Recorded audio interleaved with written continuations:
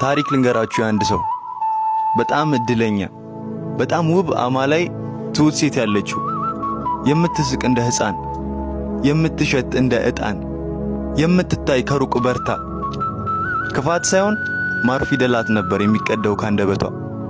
ልንገራችሁ ካመናችሁኝ አሸንፎ ቢወስዳትም አስበልጦ ቢወዳትም ጥርሶቿን አውጥታ ለሌላ ስታሳይ በስህተት ካያት ግን ጭራሽ አያምናትም።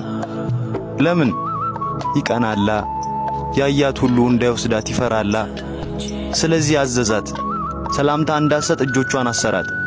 ፈገግታ እንዳለግስ ከንፈሯን ሸፈናት። ማሩ አንደበቷን ለብቻው እየጠጣ ከሰው ግን አራቃት ከጉያው እንዳትወጣ። ባሏ። ለምን? ይቀናላ። ይወዳታል። እኔ ምን አውቃለሁ? አበባዬ ይላታል። አበባዬ አሁን ግን የለሽም። ከሩቅ ነው የማይሽ። እንደ ፀሐይ በርቷል ሁሉም ፈገግታሽ። ያኔ ያሰርኳቸው እነዛ ውብ እጆች ዛሬ ተዘርግተው ታጅበው በሰዎች ከሩቅ ብመለከት ከዛፍ ተከልዬ በቅናት አበደች ቀዝቃዛ ጎጆዬ።